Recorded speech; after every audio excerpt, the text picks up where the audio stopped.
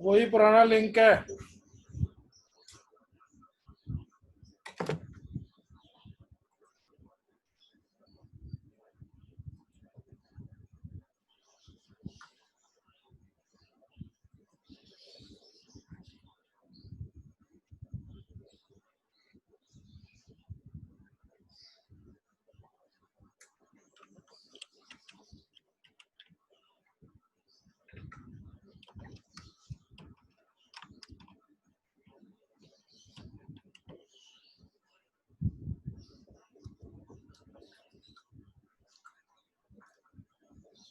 बिस्मिल्लाहिर्रहमानिर्रहीम। रब्बी इश्रह ली सदरी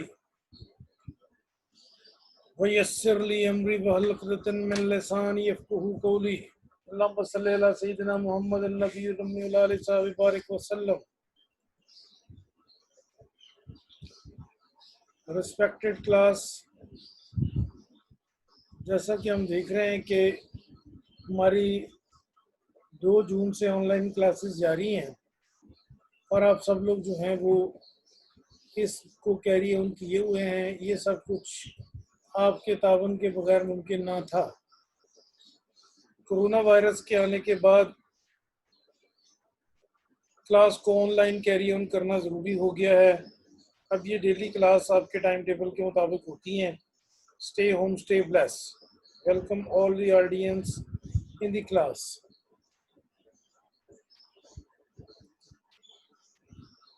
तमाम लोग जो क्लास में किसी वजह से या इंटरनेट कनेक्शन की वजह से प्रॉब्लम में हों, वो व्हाट्सएप पे भी हमें ज्वाइन कर सकते हैं। ये लेक्चर आपका सारे का सारा जो है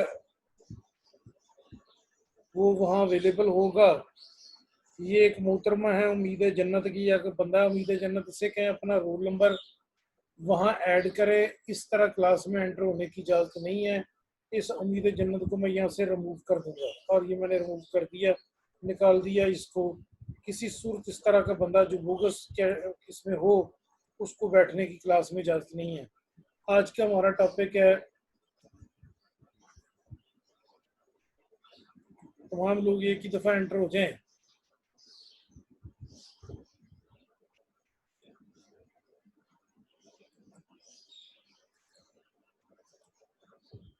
आज का हमारा टॉपिक है इकोनॉमिक्स ऑफ पॉलिसी के हवाले से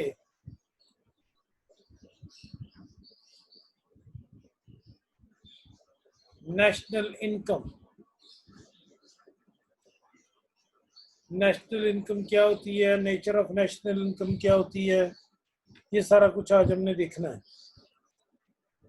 इसको कैसे मेजर किया जाता है। अभी कल वाइल अर्लियर ही कुछ दिन पहले बजट गुजरा है, उस बजट में ये सारा तरीका कार क्या था, इसको क्यों मेजर किया जाता है, इसके साथ जीडीपी एनएनपी के क्या कॉन्सेप्ट हैं, क्या फार्मूले हैं, ये सारे आज हमने देखने हैं। तो काम शुरू करते हैं पॉलिसी ऑफ पाकिस्तान के हवाले से। सबसे पहले नेशनल इनकम। नेशनल इनकम क्या चीज़ है, इसके बारे में। The labour and capital of a country acting on its natural sources produce annually a certain aggregate of commodities and materials and immaterial including services of that kind। ये martial की definition है। ये definition हमारे सामने martial की है, जो उसने बयान की नेशनल इनकम के हवाले से। नेशनल इनकम क्या होती है, एक साल के अंदर एक मुल्क के अंदर जो कुछ प्रोड्यूस होता है गुड्स और सर्विसेज की सूरत में, उस सब को की प्राइस को एग्रीगेट हम नेशनल इनकम के तौर पे तस्वर करते हैं। वो सारा कुछ हमारे लिए नेशनल इनकम कहलाता है।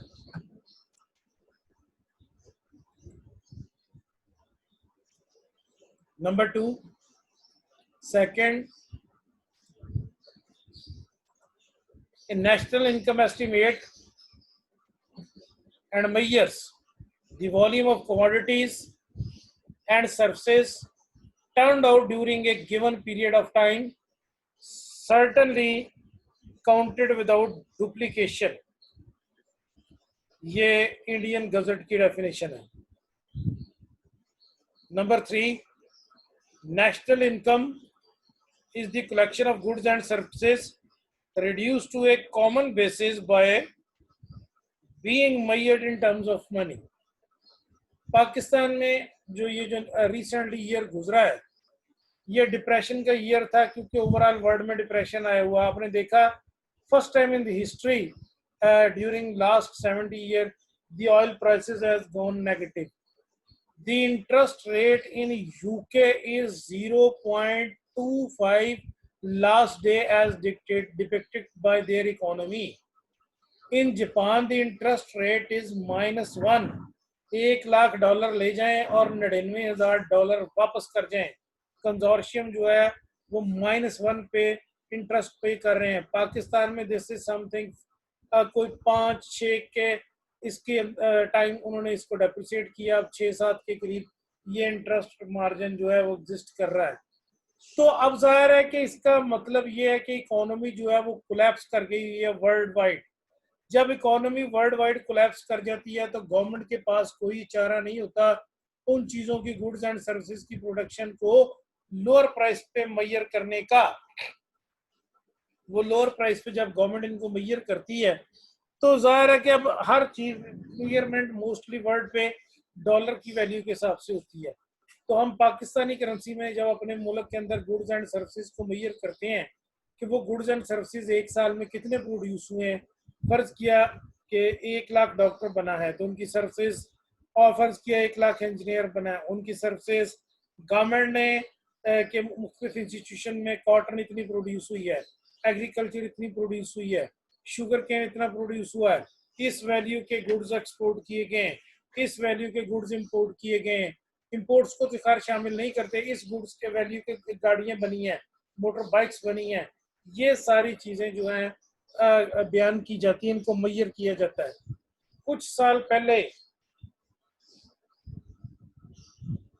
जब शौकत अजीज प्राइम मिनिस्टर थे तो उस वक्त इनकी वैल्यू को बकायदा जीव पे बढ़ा चढ़ा के पेश किया जाता था ताकि जो है वो इनको मेजर किया जा सके। तो इनकी मार्केट वैल्यू कितनी है इस वक्त, ये सारी मार्केट वैल्यू जो है वो हम इसके अंदर मेजर करके इसको वहां पर लिखते हैं। It defines the total market value of all final goods and services produced in an economy in a given period of time.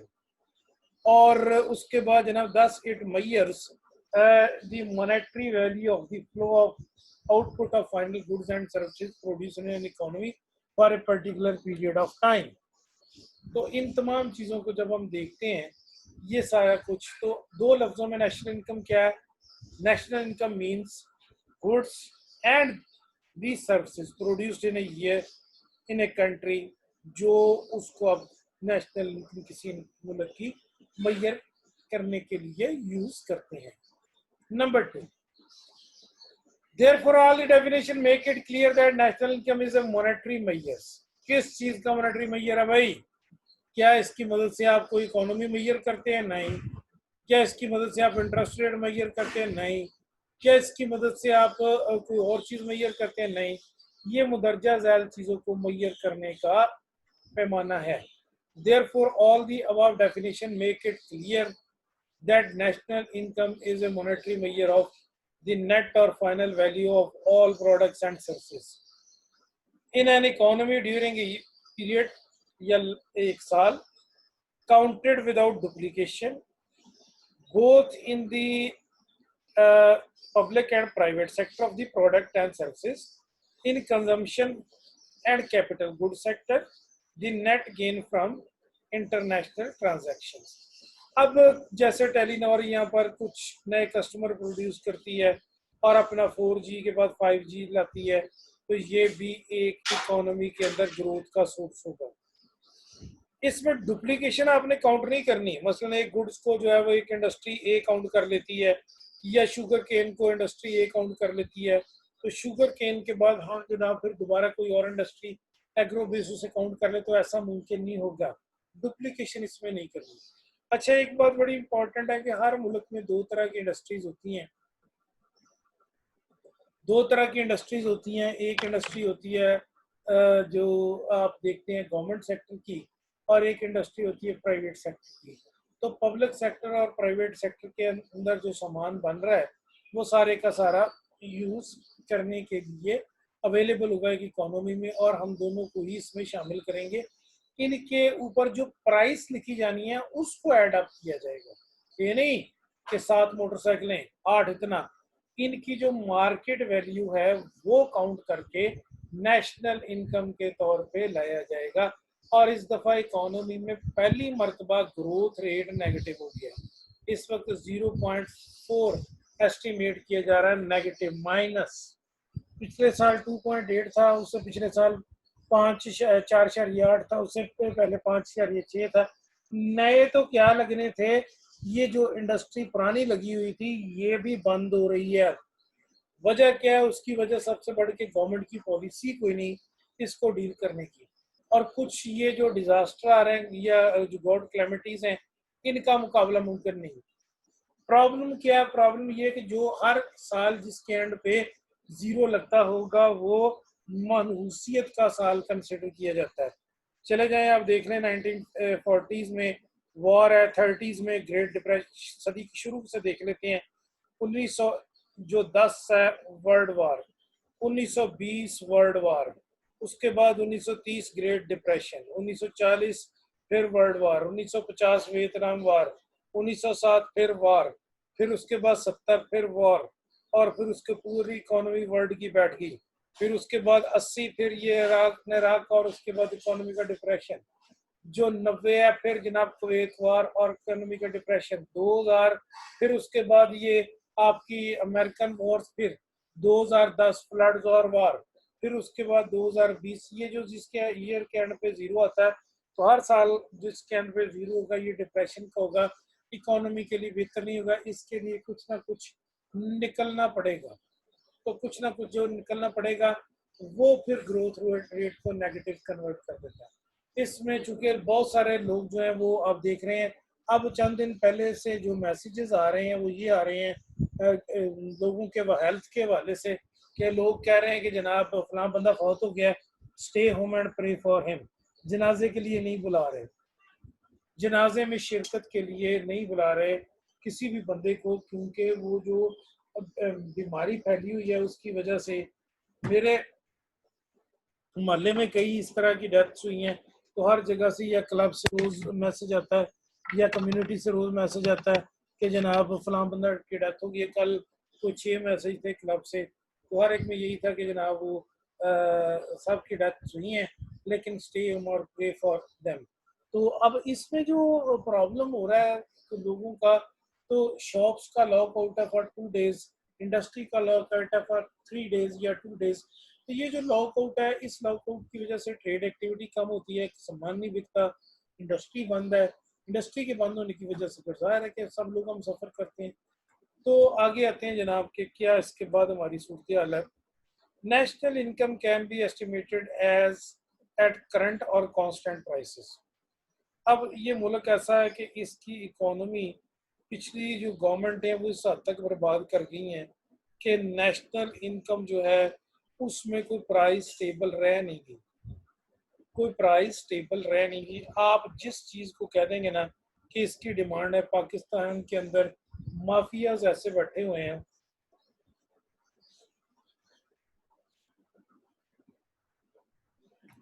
ऐसे माफियाज बैठे हुए हैं उसी चीज प्राइस को 10 गुना तक कर देंगे। तो जो प्राइसेस है उन प्राइसेस के ऊपर गवर्नमेंट का कोई कंट्रोल नहीं है। कल की बात है कि एक मजिस्ट्रेट साहब ने एक चिकन शॉप को रेड किया, तो उसने मजिस्ट्रेट साहब से के ऊपर हमला कर दिया। तो प्राइसेस जो है वो अपनी वो यूज कर रहा है माफिया, ब्लैक मनी ने पाउंडर कर लिया पैसा। इस काम के लिए फिर प्राइसेस देखनी कौन सी ले हम प्रोडक्ट जो बनी है कौन सी लें, वो कोई कांस्टेंट भी हो सकती हैं, वो कोई करंट भी हो सकती हैं। Number 2, if national income is measured and prevailing price it is called normal price national income. और अगर ये पुरानी की बेस के ऊपर क्या कर रहे हैं कैलकुलेट, तो ये कह रहा है कि बेस प्राइस कैलकुलेशन। दो तरह की कीमतें हैं, करंट हो तो नॉर्मल प्राइस, और अगर प्रीवियस की बुनियाद पे कैलकुलेट की जा रही है तो फिर ये बेस प्राइस की नेशनल इनकम हमारे लिए कहलाती है। National income can be estimated at factor पर कॉस्ट और मार्केट प्राइसेस। फैक्टर कॉस्ट का क्या मतलब होता है? Production price. और फैक्टर किसको कहते हैं? दी एलिमेंट्स ऑफ प्रोडक्शन को। तो इसी तरह national income at a factor price is estimated at the sum of value added by different producing units at the consumption of the fix capital. तो इन दोनों सूरतों में हमारे लिए कुछ ना कुछ जो गुड्स हैं वो बन के मार्केट में आएगा रेडी फॉर सेल। जो चीज़ भी रेडी फॉर सेल होगी, उस रेडी फॉर सेल की प्रोडक्ट को आप जब मार्केट में लाते हैं तो उस प्राइस के वाले से आप देखते हैं कि इस पर कितना खर्चा आया। जैसा कि गवर्नमेंट ने इसकी प्राइस मुकर्रर की, अमदादी कीमत गंदम की कितनी मुकर्रर की है? 1450 रुपए। और लोग 1400 में, 1300 में, उसका फिर लोगों ने क्या किया? मैं अभी रिसेंटली एक गांव विजिट किए तो वहाँ मैंने देखा कि दोस्तों के यार जो है ना कुछ गंदम चाहिए। उसने कहा सर ये पड़ी तो हुई है लेकिन मैंने आपको नहीं देनी। तो मैंने कहा क्यों नहीं देनी? क्या लगा सर इसमें मिट्टी मिली हुई है, हमें वारा नहीं खाती। तो देहातियों ने इसके अंदर बहुत ज़्यादा मिट्टी शामिल कर दी। जब मिट्टी शामिल कर ली है, वजन बढ़ गया, उस वजन के बढ़ने के बाद फिर सारा कुछ हो गया। कॉन्सेप्चुअली आगे क्या है जी? The value of national income which estimated at market price और factor price must be identical. This is because the final value of goods and services must be equal to the cost involved in the production। तो जो आपने cost इसमें शामिल की है वो सारी की सारी मार्केट से ऐड होगी। जब मार्केट में आपने लाना है तो इसमें दो चीज़ें और भी ऐड हो जाती हैं। एक ऐड हो जाती है डायरेक्ट टैक्सेस, एक ऐड हो जाती है इसमें इनडायरेक्ट टैक्सेस। जैसा कि आप देखते हैं कोक की बोतल जो है उसकी प्राइस मार्केट से, या गोरमे की बोतल आप चले जाएं, गोरमे की जो बोतल है जब आप गोरमे की शॉप पे बैठ कर पीते हैं तो 10 रुपए की है, बाहर निकल के पीते हैं तो वही बोतल आपकी 25 रुपए की है। प्रॉब्लम क्या है कि गोरमे का वो आउटलेट यूनिट है, तो फैक्ट्री भी गोरमे की है, तो वो कहते हैं जनाब ये हमने इसको इधर ही यूज किया है तो विदाउट टैक्सेस हम पे करते हैं। आगे आता है जी कॉन्सेप्ट ऑफ नेशनल इनकम। इससे रिलेटेड कौन से कॉन्सेप्ट है? जीडीपी है, इसके बाद जनाब एनडीपी है, फिर जीएनपी है, फिर एनएनपी है, फिर पर्सनल इनकम है, फिर डिस्पोजेबल इनकम है, और फिर पर कैपिटा इनकम। इन सब चीजों को अब यहाँ पर हम इंडिविजुअली देखने लगे हैं।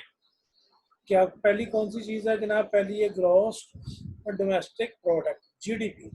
इस वक्त पाकिस्तान का जो जीडीपी है वो वर्स्ट चला गया है।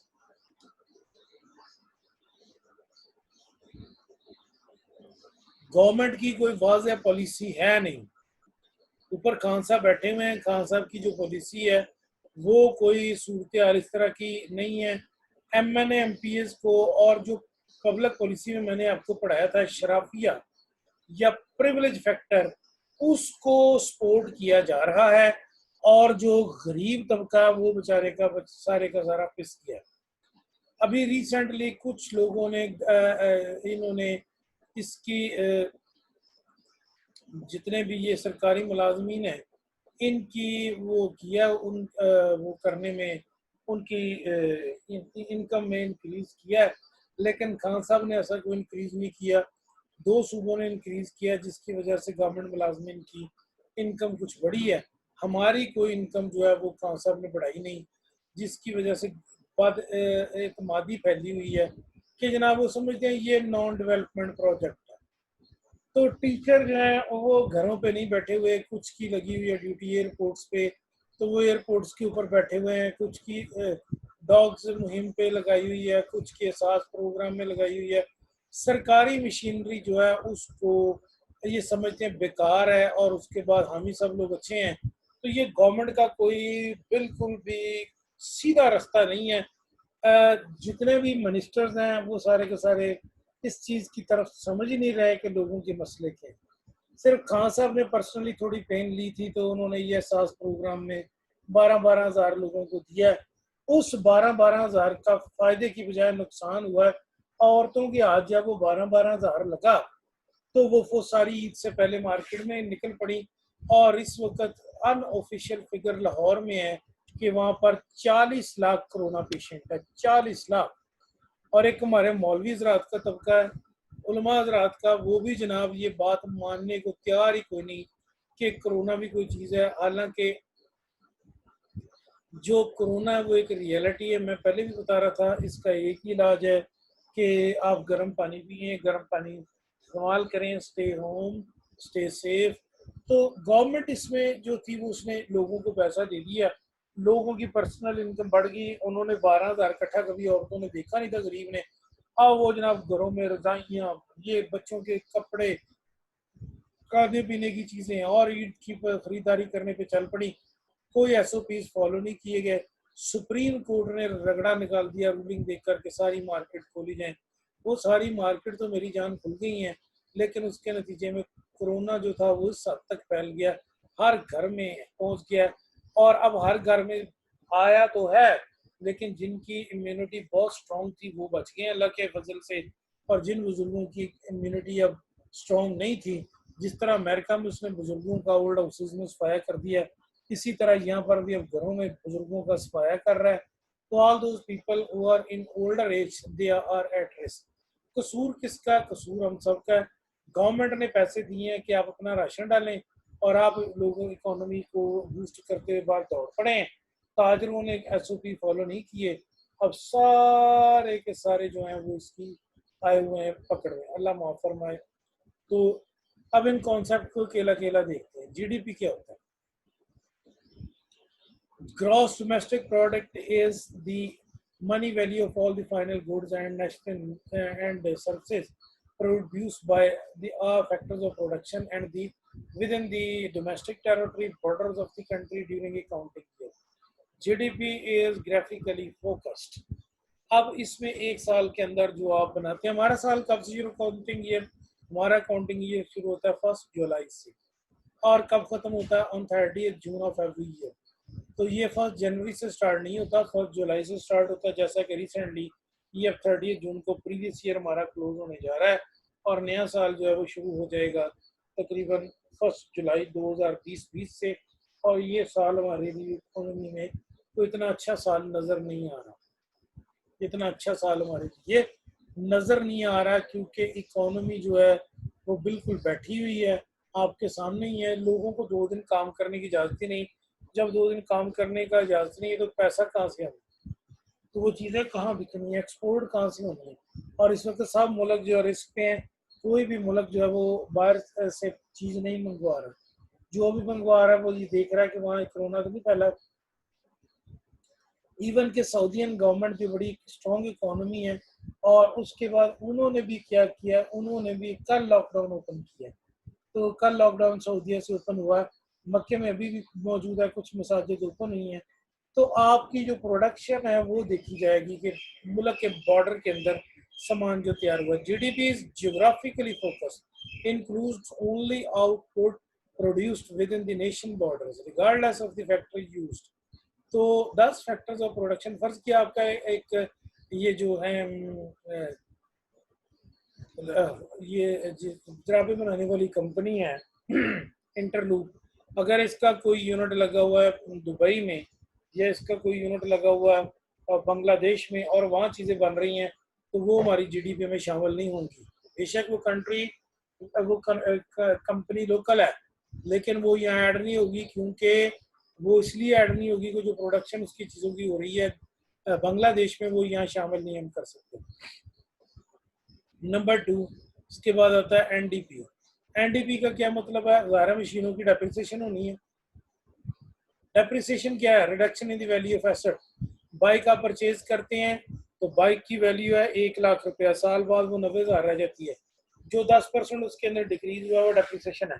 अब नई गाड़ी खरीद के लाते हैं, जो उसकी प्राइस के अंदर डिवैल्यूएशन होती है वो डेप्रिसिएशन है। डेप्रिसिएशन क्यों होती है? ये बड़ी इंपॉर्टेंट चीज़ है, अकाउंटिंग में भी पढ़ा आपने कि depreciation is the money set aside for the purpose of replacement of that asset. तो आप उसको यूजफुल लाइफ पे यूज करते हैं, cost minus scrap value divided by life. तो ये डेप्रिसिएशन होगी 1 साल की कॉस्ट। फर्ज किया एक चीज की कॉस्ट है 1 लाख और उसका स्क्रैप है 2000, तो 98,000 बनता है। लाइफ है 10 ईयर, तो हर साल की डेप्रिसिएशन 98,100 रुपया होगी, रिगार्डलेस इसके कि वो पहले साल कितनी यूज हुई, दूसरे साल कितनी। आपने उसको उसकी लाइफ पे भी यूज करना है। 15-16 काउंटिंग में डिफरेंट मेथड हैं, जिनमें स्ट्रेट लाइन मेथड है, जिसको ओरिजिनल कॉस्ट भी कहते हैं, रिड्यूसिंग बैलेंस मेथड है जिसको डिमिनिशिंग बैलेंस भी कहते हैं, सम ऑफ ईयर डिजिट मेथड है, प्रोडक्शन आवर मेथड है, माइल वर्क मेथड है, एनओडी मेथड, और भी बहुत सारे काउंटिंग में मैं पढ़ाता हूँ। तो ये मेथड डेप्रिसिएशन के हम यूज कर सकते हैं। When depreciation allowance is subtracted और फ्रॉम जीडीपी, तो आपके पास ये सारी वैल्यू सामने आ जाती है। इसके बाद बात को आगे बढ़ाते हैं जीएनपी। अब जीएनपी क्या चीज है? जीएनपी जीडीपी के अंदर जो आपके नेट फैक्टर इनकम है अब्रॉड से, वो आप ऐड प्लस करते हैं। GNP refers to goods and services produced by nationals and citizens of Pakistan, regardless of whatever they produce, the output produced by nation। और इसमें जनाब अब हम क्या चीज़ें शामिल करेंगे? Number 3, GNP is estimated by summing up GNP and net factor income from abroad। कुछ हमारे भाई जो हैं वो बैरून मुल्क से पैसे भेजते हैं और वो ओवरसीज कंपनीज जो हैं वो कुछ यहाँ काम कर रही हैं और कुछ हमारी कंपनी जो है वो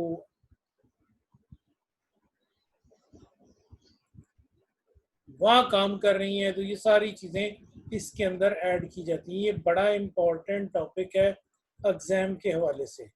तमाम लोग इस बात को यकीनी बनाएं कि एग्ज़ाम के लिए ये बहुत अहम टॉपिक है। इसके बाद आता है एनएनपी। जब जीएनपी से आप डेप्रिसिएशन लेस करते हैं मार्केट वैल्यू के हिसाब से, तो वो हमारे पास आ जाती है एनएनपी। इसमें एनएनपी को कैलकुलेट करने का दूसरा तरीका भी है कि एनडीपी के अंदर आप नेट फैक्टर इनकम जो आप वो नेगेटिव अगर या पॉजिटिव है तो उसको यूज करते हुए आप एडजस्ट कर सकते हैं। बात को थोड़ा आगे बढ़ाते हैं। ये डिफरेंट कॉन्सेप्ट है। अब आती है नेशनल इनकम। फार्मूले के हिसाब से देखें, national income is equal to NNP plus subsidies minus indirect taxes. Subsidy से अब आप बहुत अच्छी तरह वाकिफ हैं। बाज़ का गवर्नमेंट जो है वो देखती है कि प्रोडक्ट जो है मार्केट के अंदर लाई गई उसकी प्राइस जो है वो ज्यादा है, तो गवर्नमेंट फिर सब्सिडी दे देती है। तो अगर गवर्नमेंट के आदमियों की अपनी मिलें कारखाने होंगे तो वो उस सेक्टर को सब्सिडी देगी, जैसा कि गवर्नमेंट ने शुगर में दी हुई थी सब्सिडी, जैसा कि गवर्नमेंट जो आटे में सब्सिडी दे देती है वो सब कुछ यहाँ ऐड किया जाता है। इसी तरह कुछ इनडायरेक्ट टैक्सेस हैं, उनकी भी एडजस्टमेंट है। इनडायरेक्ट टैक्सेस कौन से होते हैं? सेल टैक्स है, कुछ एक्साइज है। एक्साइज किस पे लगता है? हर वो प्रोडक्ट जो पाकिस्तान की इंडस्ट्री में बननी है, जब वो यूज के लिए बाहर आएगी तो गवर्नमेंट ऑफ द प्रोविंस उस पर एक्साइज टैक्स लगाती है, एक्साइज टैक्स कलेक्ट करती है। तो ये इनडायरेक्ट टैक्स होंगे। इसी तरह जो सेल टैक्स लोकल लगता है सर्विसेज पे या चीज़ों पे, वो भी सेल टैक्स इनडायरेक्ट टैक्स ही है। आगे आती है नेट इनकम। इसको दूसरे फार्मूले से भी मेजर करते हैं, GNP minus depreciation plus subsidies minus indirect taxes. ये सब कुछ कैलकुलेट करने के बाद अब इसका एस्टीमेट किस तरह का होना चाहिए, कौन कैलकुलेट करता है?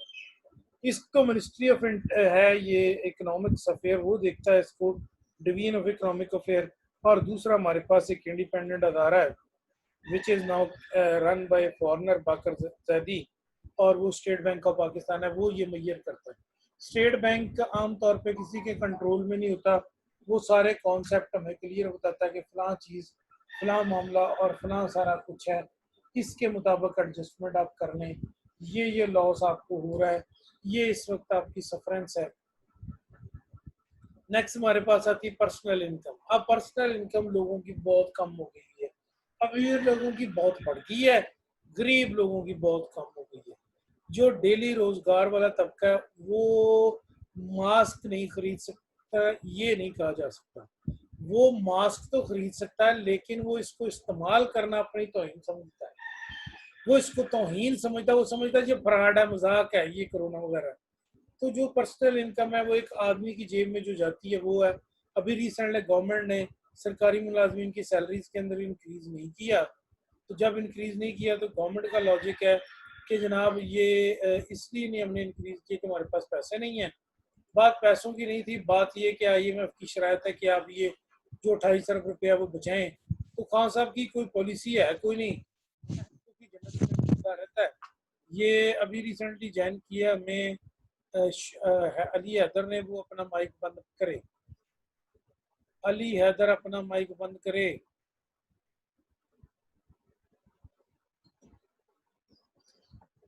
हर बंदे के नाम के सामने अपना रोल नंबर जो है वो शो होना चाहिए, इट इज नेसेसरी।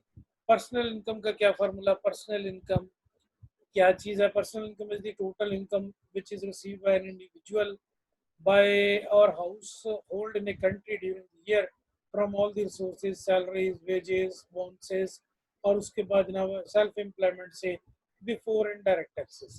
तो इनडायरेक्ट टैक्सेस जो हैं उनको आप इसमें से इंक्लूड करते हैं। फिर उसके बाद नेट इनकम में वो फार्मूले रिटेन कॉर्पोरेट अर्निंग के जो आपको डिविडेंड की शक्ल में आता है वो सारा कुछ आप यहाँ देखेंगे। फार्मूले सब कुछ मौजूद है, इसको पढ़ना है आपने। डिस्पोजेबल इनकम, डिस्पोजेबल इनकम क्या चीज़ है? डिस्पोजेबल इनकम हमारे पास है personal income minus personal direct taxes. अब इनकम टैक्स की आमदनी का हद शुरू होती है 4 लाख से। तो अगर आपकी आमदनी 5 लाख है तो 5 लाख की इनकम पे जो आपने टैक्सेस पे किए हैं ऊपर वाले 1 लाख पे, वो माइनस करेंगे अपने 5 लाख से, तो आपके पास आ जाएगी डिस्पोजेबल नेट इनकम या डिस्पोजेबल पर्सनल इनकम। अब इसमें कुछ आप बचा लेंगे और कुछ आप जो है वो सेव कर लेंगे। फर्ज किया मेरी इनकम है 1 रुपया, इस $1 पे या 1 रुपये पे मैं कुछ 30 सेंट जो है वो यूज़ कर लेता हूँ अपनी फूड और क्लॉथिंग पे। उसके बाद कुछ शेल्टर पे 10-20 यूज़ कर लेता हूँ, कुछ ट्रांसपोर्ट पे यूज़ कर लेता हूँ, और कोई 20 सेंट मेरी सेविंग हो जाती है। तो कंजम्पशन हो गई $1 में से 80 सेंट, और उसके बाद सेविंग होगी 20 सेंट। तो दोनों सूरतों में हमें ये चीज़ चेक करनी है, बचाना चाहिए कुछ ना कुछ daily. Per capita income PCI।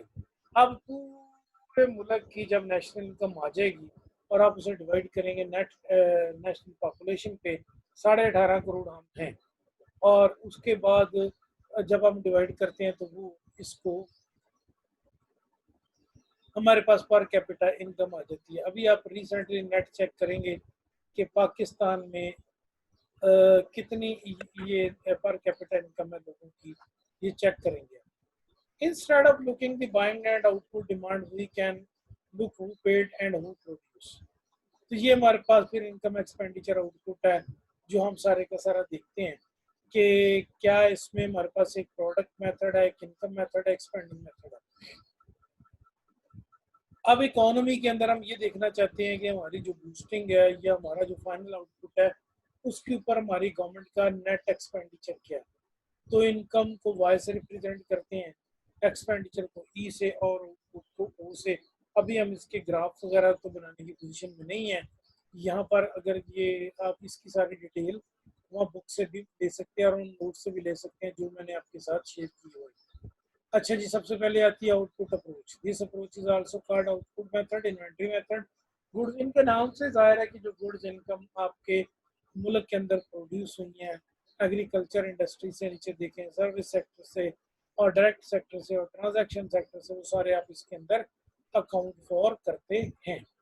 आगे आउटपुट अप्रोच का फिर फार्मूला है, वो सारे का सारा आपने देखना है। मैथमेटिकली भी हम इससे प्रूव करते हैं, S is equal to Q P. Q quantity को ज़ाहिर करते हैं, पी मार्केट प्राइस को ज़ाहिर करती है, और एस जो है वो market value of the sector को ज़ाहिर करती है। ये सारी डिटेल आप इसमें चेक करते हैं, इस अप्रोच के मुताबिक आपने कितनी वैल्यू ऐड की है, क्या सारी सूरत आपकी इसके मुताबिक है। इसके बाद इनकम अप्रोच है। इनकम अप्रोच के नाम से जाहिर है कि कितनी इनकम जनरेट हुई है मुल्क के अंदर। A method of computing national income that measures the income, wages, rents, interest and profits।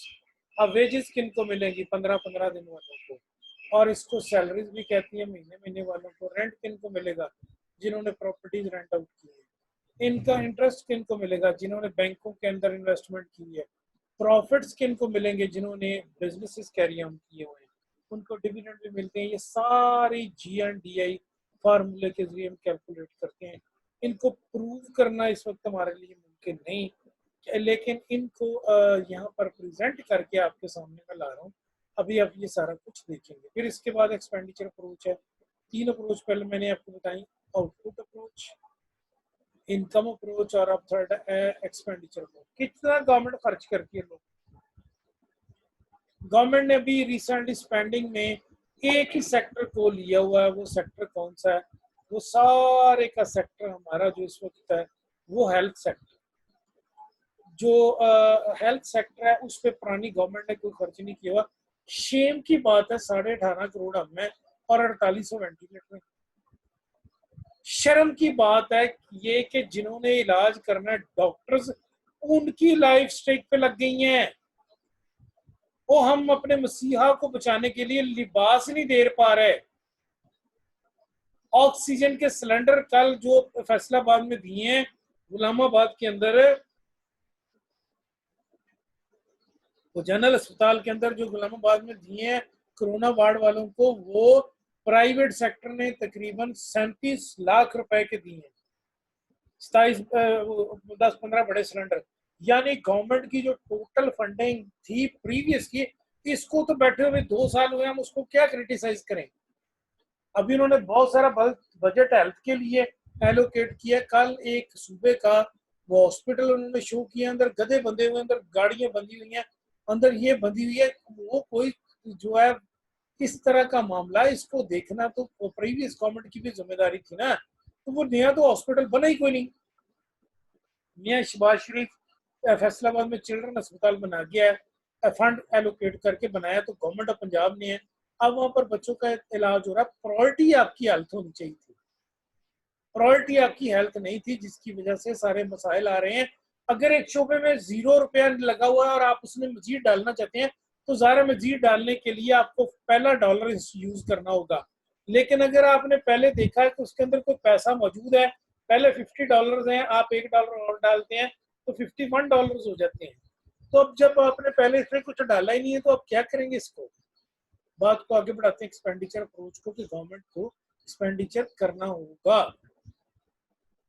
आगे इसकी फार्मूला एक्सप्लेनेशन है, ये बेशक आप इसको देख लेंगे। Some limitation of national income measurement. अब इसमें कुछ ये है कि हो सकता है कि फिगर बोगस हो सकता है कि फिगर जो है वो ठीक ना हो सकता है कुछ चीज़ें आपने डोनेशन में दे दी हैं वो इसमें शामिल नहीं हुई। मसलन मैं कहता हूँ मेरी फैक्ट्री में 2 करोड़ का माल बना, लेकिन मैंने 4 लाख का माल डोनेट कर दिया, तो वो इसमें निकल गया। वो उसी तरह कुछ सर्विसेज इंडस्ट्रीज हैं, तो फिजिकल यूनिट काउंट और नहीं हुए, सब कुछ इसमें शामिल किए जाते हैं। बाकी इन कॉन्सेप्ट का कंपैरिजन है, वो सारे का सारा आपने देखना है कि वो कंपैरिजन क्या है, उसको हम कैसे ऑन बोर्ड लेते हैं। नेक्स्ट हमारे पास आ रही है जी इसकी वैल्यूएशन, NNP क्या होती है, GDP क्या होती है, इस सारे मामले में फिर इनका हमने कंपैरिजन किया हुआ है। सारे कॉन्सेप्ट को डिटेल के साथ देखें। जब वेल्थ डिस्ट्रीब्यूशन देखनी है तो देखना है कि वेल्थ डिस्ट्रीब्यूशन इक्वल नहीं है। इस्लाम ने इक्वल सिस्टम दिया था। वो इक्वल सिस्टम ये होता है कि जो आपकी ज़रूरियात से ज़्यादा आप दे दें। लेकिन अगर ये नहीं है कि इस्लामिक कॉन्सेप्ट गलत है कि जनाब अमीर अमीर आदमी नहीं हो सकता। आज के दौर में उतनी वेल्थ कितनी किसी के पास नहीं है जितनी हजरत अब्दुर्रहमान बिन औफ रजी अल्लाह ताला अन्हु और उस्मान ज़ुन्नूरैन रजी अल्लाह ताला अन्हु के पास थी। लेकिन उन्होंने क्या सिस्टम किया था, उनका कारोबार बहुत ज़्यादा था, तो उन्होंने क्या किया हुआ था, वो थोड़े नरम दिल थे। तो अब्दुर्रहमान बिन औफ रजी अल्लाह ताला अन्हु और ज़ुन्नूरैन हजरत उस्मान गनी रजी अल्लाह ताला अन्हु दोनों अशरा मुबशरा में, इनके पास कोई दौलत की कमी नहीं थी। दौलत थी, जायज़ दौलत थी। लेकिन हमारे पास जो जिनके पास यहाँ दौलत है, हम ये समझ लेते हैं सारे गैर मुस्लिम है, सबने चोरी की, ऐसा नहीं है। इस सारे मामले को फिर हमें देखना पड़ता है। वेल्थ की डिस्ट्रीब्यूशन रिच के पास और पुअर के पास इस तरह की होनी चाहिए। उसके लिए पाकिस्तान में ज़कात का निज़ाम मौजूद है और इस्लाम में। नॉन मार्केट ट्रांजैक्शन, कुछ जीडीपी की चीज़ें होती हैं कि जिनको हम इसमें यहाँ पर शामिल नहीं करते, जैसे घरेलू चीज़ें इस्तेमाल कर लेनी या किसी की आपने पेमेंट नहीं भी की, वो सारी अंडरग्राउंड इकोनॉमी, ये इलीगल ट्रेड है, स्मगलिंग वगैरह, तो इसको भी डिस्करेज किया जाना चाहिए। नॉन मॉनेटरी, कल लास्ट डे वो एक कभी उन्होंने डॉक्यूमेंट्री शो की हुई थी जिसमें बता रहे हैं कि जनाब ये स्मगल्ड गाड़ियाँ किस तरह पहाड़ों के ऊपर से चला चला के वो लेकर आते हैं, खाइयों के ऊपर से चला चला कर लेकर आते हैं अक्रॉस द बॉर्डर्स। तो नॉन मॉनेटरी जो है इसको भी हमें डिस्करेज करना चाहिए, इसके खर्चों को भी कम करना चाहिए और सस्टेनेबिलिटी एंड ग्रोथ